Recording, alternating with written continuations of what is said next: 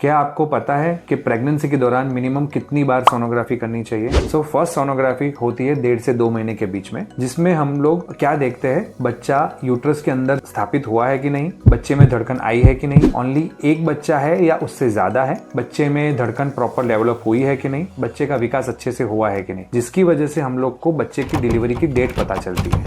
जिसको हम dating scan और वायबिलिटी स्कैन बोलते हैं। दूसरी जो सोनोग्राफी है वो है एंटी स्कैन, जो होती है 11 to 13 वीक्स के बीच, जिसमें कुछ प्रकार की जेनेटिक एब्नॉर्मलिटी हम लोग को पता चलती है, जिसके लिए हम लोग को एक डबल मार्कर का टेस्ट चाहिए। कुछ पेशेंट के हिस्ट्री के अकॉर्डिंग कभी कभी हम लोग NIPT जो नॉन इन्वेजिव प्रीनेटल टेस्टिंग है वो भी हम लोग सजेस्ट करते हैं। ये जो सोनोग्राफी है उसमें हम लोग को डाउन सिंड्रोम है, न्यूरल ट्यूब डिफेक्ट्स है, वो सब कुछ अर्ली पता चल सकता है। तीसरी जो सोनोग्राफी होती है वो 20 से 22 वीक के दौरान होती है, जिसमें हम लोग ये सोनोग्राफी को मेजर एनोमली स्कैन बोलते हैं या 3D 4D स्कैन बोलते हैं, जिसमें बच्चे की स्पाइन अच्छे से डेवलप हुई है कि नहीं, ब्रेन अच्छे से डेवलप हो रहा है कि नहीं, उसमें कुछ प्रॉब्लम्स है, हार्ट के पार्ट्स प्रॉपर डेवलप हुए हैं कि नहीं, या फिर उसमें भी कुछ प्रॉब्लम है, सिर में लिप्स जो जड़बा है वो सब अच्छे से डेवलप हुआ है कि नहीं, वो सब समझ में आता है। तो ये सोनोग्राफी सबसे ज्यादा इंपॉर्टेंट है बच्चे में कोई क्षति है या नहीं वो जानने के लिए। जो चौथी सोनोग्राफी है वो है ग्रोथ स्कैन और डॉपलर।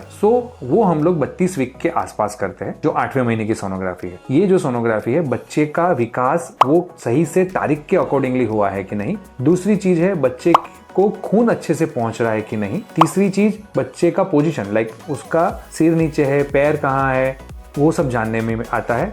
तीसरी जो चीज है उसका प्लेसेंटा जो मेली बोलते हैं वो कहाँ है, अगर बहुत नीचे है तो उसके लिए हम लोग को कुछ और प्लान ऑफ डिलीवरी करना है, वो समझ में आता है। तो ये सब चीज ग्रोथ स्कैन और डॉपलर में आती है।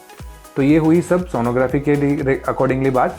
और भी कुछ जानकारी के लिए आप अपने नियरेस्ट किसी भी गायनेकोलॉजिस्ट से सलाह ले सकते हैं। Thank you.